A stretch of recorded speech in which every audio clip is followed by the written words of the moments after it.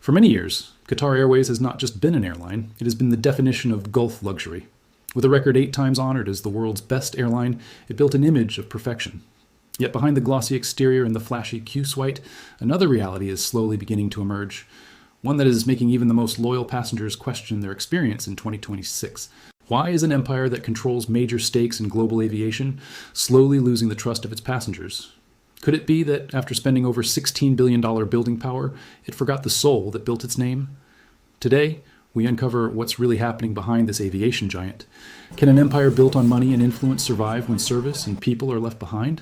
The answer may surprise you. Let's find out. It all began in 1997, when Akbar al-Baker took control of a small, relatively unknown airline with just 4 aging aircraft and a limited global presence. At that time, Doha was little more than a quiet dot on the global aviation map, far from becoming a world-class transit hub. But under strict and relentless leadership, a vision began to form, one that aimed not just for growth, but dominance.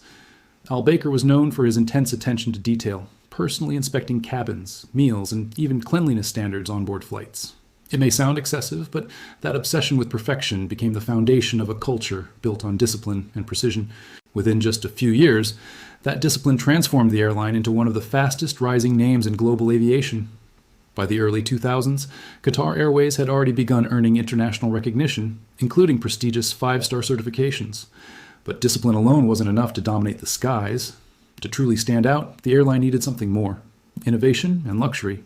And that's exactly what they delivered in 2017 when they introduced the now famous Qsuite, a business class experience unlike anything before. With sliding doors, private spaces, and even the ability to convert seats into meeting rooms, Qsuite blurred the line between business and first class. It wasn't just a seat, it was an experience designed for executives, dealmakers, and high net worth individuals flying across continents. And while competitors struggled to keep up, Qatar Airways pushed further by maintaining one of the youngest fleets in the world. Flying on aircraft like the Airbus A350 or the Boeing 787 Dreamliner felt almost unreal, with quiet cabins and advanced comfort technologies. For many passengers, the experience was so smooth that it barely felt like flying at all, even at 30,000 feet above ground. But the luxury didn't stop in the air. On the ground, Hamad International Airport became an extension of that premium experience. Here, passengers were welcomed into a world of fine dining, designer boutiques, and lounges where caviar and premium wines were standard. Step by step, Qatar Airways wasn't just building an airline, it was crafting an entire lifestyle brand centered around exclusivity. And that strategy worked. Millions of travelers began associating the airline with status, comfort, and world-class service. But behind the success, there was another layer, one that went far beyond aviation. Because Qatar Airways wasn't just operating flights, it was positioning itself as a global influence engine backed by immense financial power. With backing from the Qatar's sovereign wealth system, the airline had access to resources that most competitors could only dream of. This allowed them to invest aggressively, expand rapidly, and absorb losses without slowing down their ambitions. From sponsoring global events to partnering with major international brands, Qatar Airways embedded itself deep into global culture. It became more than just an airline. It became a symbol of prestige, influence, and national ambition wrapped in luxury. And as this empire expanded, it created an illusion, a belief that perfection could be maintained indefinitely. Passengers believed they were experiencing the future of aviation, where comfort, technology, and service blended seamlessly. But every empire built on perfection carries a hidden risk. The higher it rises, the harder it becomes to sustain. At this stage, everything still looked flawless on the surface. But beneath that polished image, subtle cracks were already beginning to form, unnoticed, ignored, and quietly growing. At some point, Qatar Airways stopped behaving like a traditional airline and started acting like a global power machine. Because this wasn't just about transporting passengers anymore. It was about influence, control, and long-term positioning in global aviation. With billions flowing from sovereign backing, Qatar Airways had access to something most airlines could never dream of: unlimited strategic patience. And instead of competing only through service, they began playing a completely different game: ownership. Because when you can't dominate routes directly, there's another way. You buy the routes themselves. One of their biggest moves was acquiring up to a 25% stake in International Airlines Group. This instantly placed Qatar Airways at the center of European aviation, giving them indirect control over major global routes. But they didn't stop there. They extended their reach into Asia by investing in Cathay Pacific, then moved into Australia by taking a major stake in Virgin Australia, creating influence in yet another key region. The strategy was simple but incredibly powerful. If you can't fly there, own the airline that does. And this strategy became even more critical during the 2017 Gulf blockade. a moment that could have destroyed most airlines.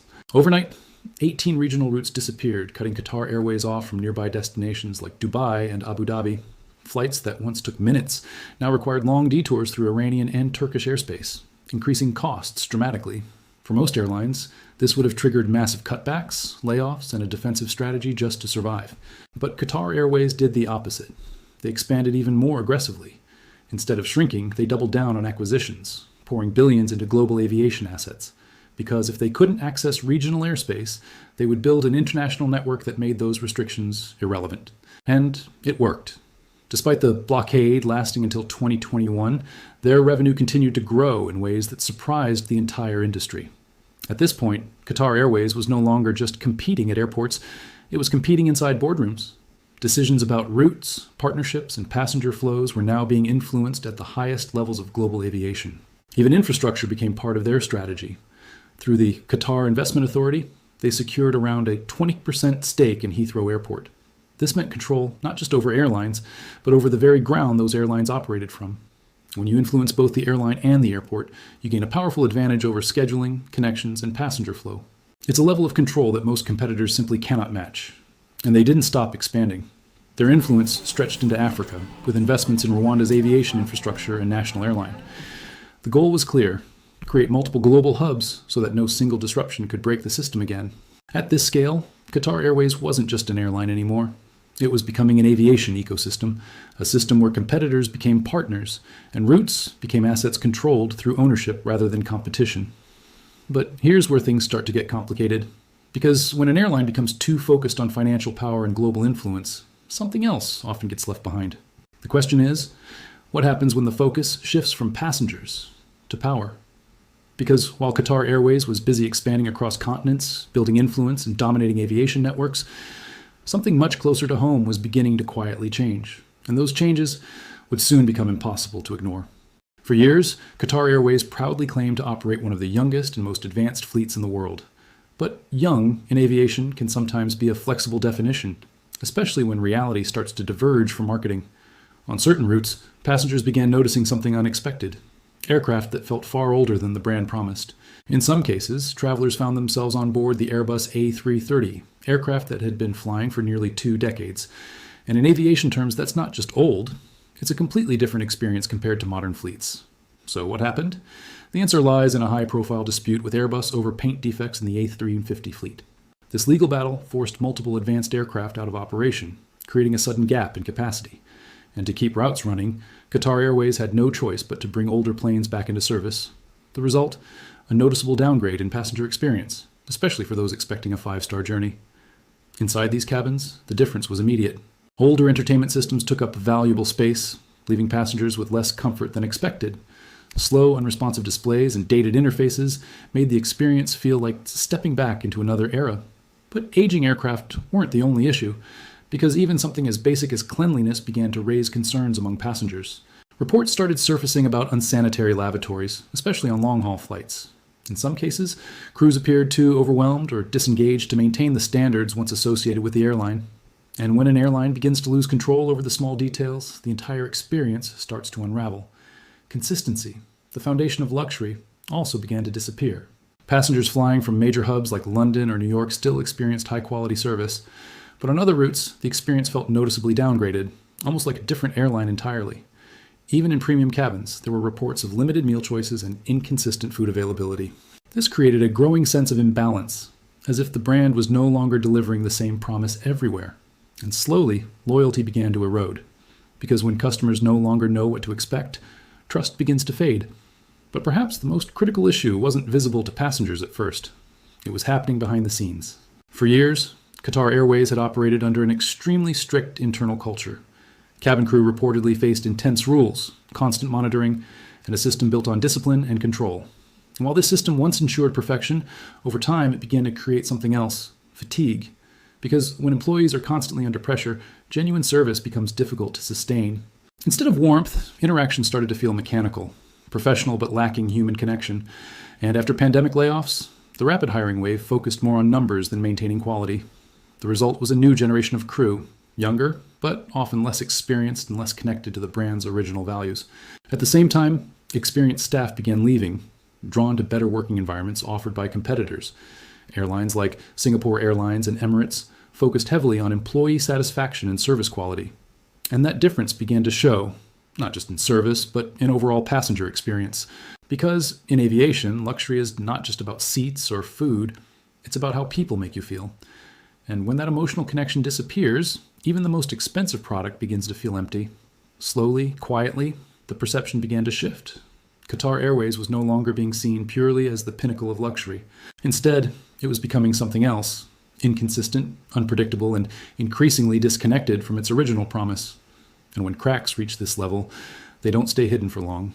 At this stage, the question is no longer whether Qatar Airways is still powerful. The real question is, does power still matter when passengers no longer feel the experience they once trusted?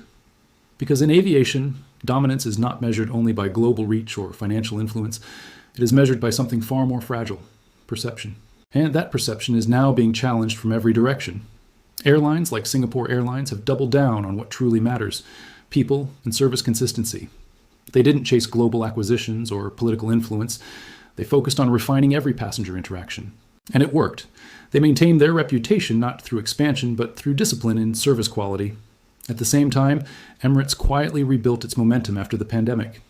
Instead of chasing aggressive acquisitions, Emirates invested in consistency, upgrading cabins, refining service, and standardizing the experience. Passengers knew exactly what they would get, no matter which route they chose. And in luxury, predictability is power. Meanwhile, new challengers began to emerge. Airlines like Starlux Airlines entered the market with a fresh approach, combining design, technology, and precision. In just a short time, they climbed global rankings, proving that innovation can disrupt even the strongest players.